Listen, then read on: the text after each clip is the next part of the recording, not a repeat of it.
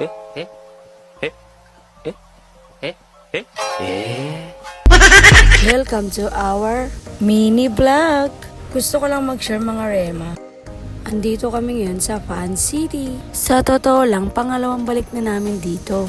Binabalik-balikan namin kasi sulit ang bayad. Bakit nga ba sulit? Tara, samahan nyo kami. Pagpasok mo nga, ibubungad yung malalaking station. As in malalaki siya at may mga literal na laman. Yung ibang indoor playground kasi na may ganito, wala namang laman. Parang keme-keme lang ganun or pang picture-picture lang. Next destination naman ay meron silang parang mini court. Para sa mga kuya na nababoring na mag-slides.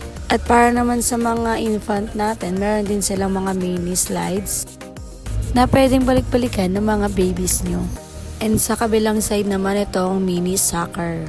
Favorite ng mga anak ko yung soccer kaya tuwan-tuwa sila nung nag-soccer sila dyan. At ito based sa mga napuntahan namin mga indoor playground. Isa to sa may malaking swimming pool ng mga bola. Meron din nga pala silang wall climbing. Pag na-achieve na nila yung tuktok, may padulasan dyan. Next naman yung favorite destination ko dito. Sobrang nakakatuwa lang kasi pag nag-i-slide dito. Mas safety na nga yung ginagamit nila dito kasi dati plastic lang siya. Tapos sobrang bilis ng andar. Pero ngayon, foam na siya ng may cover. Kaya safe na sa mga bata, lalo na sa mga maliliit. Dito talaga ako mas nag-enjoy. Paulit-ulit kami nag-slide dyan. At tignan nyo naman yung bunso ko. May pag-exhibition pa nga. Kala niya bibilis yung under niya. At the end of the slide, nagtulak pa rin naman siya ng paa niya. Inagod niya ng sarili niya. Yung mga ganitong ganap sa buhay namin. Isa talaga to sa mga favorite ko eh.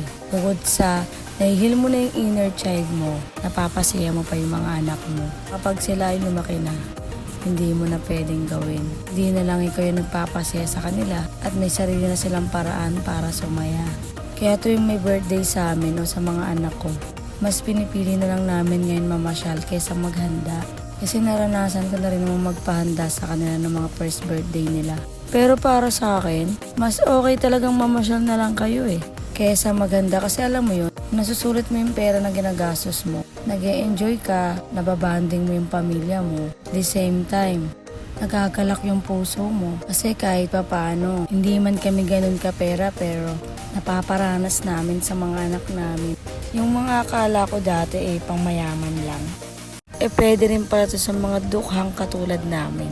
Basta maging madiskarte ka lang na nanay o tatay para makapaglaan ng budget para sa mga ganitong okasyon.